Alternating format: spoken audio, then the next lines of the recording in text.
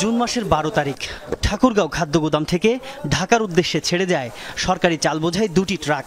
নম্বর Dhaka metro ট ২০/৬৭/৬০ ও ২০/৬৭/৬১। প্রতিটি ট্রাকে ২২.৫ টন করে মোট চাল চাপানো হয় ৪৫ টন। একদিন পর ১৪ জুন পঞ্চগড়ের তেঁতুলিয়া উপজেলার আজিজনগর গ্রামে ভাই ভাই হাস্কিং মিলের গুদামে পাওয়া যায় মোট ৫৭ টন চাল, যার মধ্যে ছিল ঠাকুরগাঁও খাদ্য গুদামের সিলমারা ১,৪৯২টি বস্তা, প্রতি বস্তায় ৩০ কেজি করে, মোট প্রায় ৪৫ টন চাল সেখানে। কিন্তু এগুলো তো ঢাকায় যাওয়ার কথা, তেঁতুলিয়ায় এলো কি করে? তেঁতুলিয়া উপজেলা প্রশাসনের এই অভিযানের সময় গুদামের বাইরে রাখা ছিল একটি ট্রাক, যার নম্বর ঢাকা মেট্রো ট ২০/৬৭/৬১। পুলিশের উপস্থিতি টের পেয়ে ট্রাক নিয়ে পালায় চালক। তবে সিসি ক্যামেরার ফুটেজ বিশ্লেষণ করে ওই ট্রাক ও চালককে শনাক্ত করা হয়। চালক জানান, ঢাকা মেট্রো ট ২০/৬৭/৬০ নম্বরের ট্রাকও একই জায়গায় চাল নামিয়েছে। এত বিপুল পরিমাণ চাল অবৈধভাবে মজুদের ঘটনায় ভাই ভাই হাস্কিং মিলের মালিক শহীদুল ও ম্যানেজার সাদেকের নামে মামলা করেন তেঁতুলিয়া এলএসডির অপারেশন ইনচার্জ রুবেল আলম। বিল খুলতে বললে তারা অস্বীকৃতি জানায়, ওইখানে যারা লেবার ছিল। এরপরে ঘুরতে ঘুরতে সবগুলো রুম খোলার পরে দেখি যে আমাদের ঠাকুরগাঁও সদর এলএসডি লেখা চাউলের বস্তা আছে। দেখার পরে বিষয়টা সন্দেহজনক হয়, কারণ চটের বস্তায় তো চাউল অন্য কোথাও থাকার কথা না। আর চটের বস্তায় চাউল যদি থাকেই, সেখানে কি হিসেবে বিতরণ করা হয়েছে সেটার স্টেনসিল মারা থাকে, কিন্তু এখানে কোনো স্টেনসিল নাই। আমার হাতের এই কাগজটি পাওয়া গেছে ঠাকুরগাঁও এলএসডি থেকে, যেখানে পরিষ্কার করে ট্রাক দুটোর নম্বর আর তাতে চাপানো চাউলের পরিমাণ লেখা রয়েছে। সেদিন সেখান থেকে মোট ৪৫ টন চাল ট্রাকে তোলা হয়েছিল। কাকতালীয়ভাবে পঞ্চগড়ের তেঁতুলিয়াতেও প্রায় ৪৫ টন চাল উদ্ধার করা হয়েছিল, সেটি লেখা রয়েছে মামলার এজাহারে। সিসিটিভি ফুটেজ অনুযায়ী আবার ট্রাক দুটোর নম্বরও মিলছে হুবহু। ঠাকুরগাঁওয়ের এত চাল তেঁতুলিয়ায় গেল কেমন করে, এই প্রশ্নের উত্তর খুঁজতে ফিরে যায় ঠাকুরগাঁও এলএসডিতে। ক্যামেরার সামনে কোনো তথ্য দিতে রাজি নন অপারেশন ইনচার্জ আসাদুজ্জামান। একই মালবোঝাই ট্রাক তেঁতুলিয়ায় যায় কি করে, এ প্রশ্নে তার উত্তর, মালবোঝাই ট্রাক গুদামের গেট পার হওয়ার পর তার দায়িত্ব শেষ।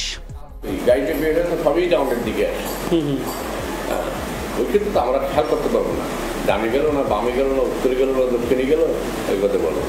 যদিও সরকারি বিধি বলে অন্য কথা, সেটি উত্থাপনের পর তড়িঘড়ি করে শেষ করেন আলাপ। এক পর্যায়ে নিজের দায় এড়াতে টিম যমুনাকে টাকাও সেধে বসেন এলএসডির পরিদর্শক। না না না না, একদমই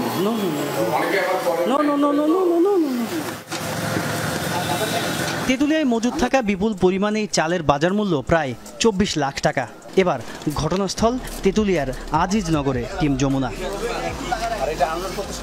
যার গুদামে এখন পড়ে আছে জব্দ হওয়া চাল।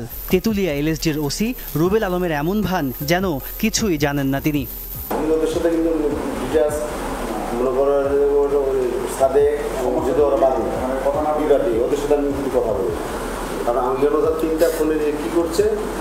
এদিকে ঠিকাদার প্রতিষ্ঠান কুষ্টিয়া ট্রেডিং এজেন্সির প্রতিনিধি শফিকুল ইসলাম তখনও জানেন না এ নিয়ে কাজ করছে টিম যমুনা। বলেই বসলেন নির্ধারিত সময়ে ঢাকায় পৌঁছে দেওয়া হয়েছে ২ ট্রাক চাল। গাড়িতে চলে গেছে, আমাদের মাল রিসিভ হয়ে গেছে। আমাদের মালের কোনো সরকারি মাল তো রিসিভ হয়ে গেছে। আপনাদের গাড়িগুলো কি যমুনা ব্রিজ দিয়ে যায় নাকি ফেরি দিয়ে যায়, কাজিরহাট দিয়ে? কোন দিক দিয়ে যায় সেটাও বলতে পারবো। তো বেশি মাল নিলে আপনারা ওই ব্রিজ দিয়ে কি ফেরি হয়ে যায়।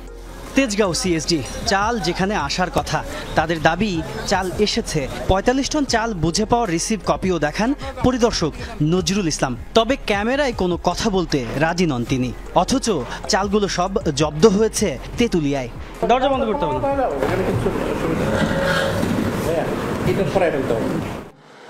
ট্রাকগুলো চাল নিয়ে ঢাকায় আসতে যমুনা সেতু অথবা কাজিরহাট ফেরিঘাট দিয়ে ঢুকতে হয়। ফেরিঘাটে ১২ জুন থেকে ১৪ জুন সমস্ত টিকিট ঘেটে খুঁজে পাওয়া যায়নি ওই দুটো ট্রাক পার হওয়ার কোনো তথ্য। কাজিরহাট আরিচা অঞ্চল দিয়ে আপনাদের অনুসিদ্ধান্তের যে গাড়ি দুটির নাম্বার ২০/৬৭/৬০ এবং ২০/৬৭/৬১ নম্বরের গাড়ি আমাদের মেমোরিতে বা নথিতে কোনো জায়গায় পারাপার হয়েছে এরকম কোনো রেকর্ড আমাদের নাই। তাহলে কি সেতু দিয়ে গেছে? যমুনা সেতু দিয়ে ৬ চাকার ট্রাকে ২২ টনের বেশি মালামাল পার করার কোনো সুযোগ নেই। টোল প্লাজার তথ্যও বলছে সেতু পার হয়নি ওই ২ ট্রাক। এসে আনলোড করতে আর কি। আর তেতুলিয়া শহরে 20-67-61 সিএনজিতে তো গেছে গাড়ি। আপনি ওই জায়গায় কর্মী দেখেন, সিএনজিতে কর্মী দেখেন। আপনি গেছিলেন কিনা? আপনি সিএসডি থেকে আপনি গেছেন? হ্যাঁ, সিএনজিতে তো আমি অনেকবারই গেছি ভাই। এখন কোন দিনের যে ভাই। এখন প্রশ্ন হলো, যদি ধরা না পড়তো এই 45 টন চাল তাহলে কি হতো?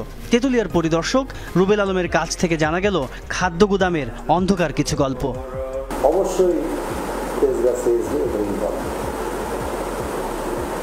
আপনার মাল আপনি যদি আমাকে না বলেন যে আমি আপনাকে অফার করলাম স্যার চালটা বেশি দিয়ে আপনাকে 40 টাকা আমি ঠিক আছে চাল লেগে ইনভয়েস হলো 5 কোটি ভি ইনভয়েস চালান ফার্স্ট সেকেন্ড থার্ড যে ঠিকাদার তার থেকে দেওয়া সে যে মাল আর ইনভয়েস পৌঁছায়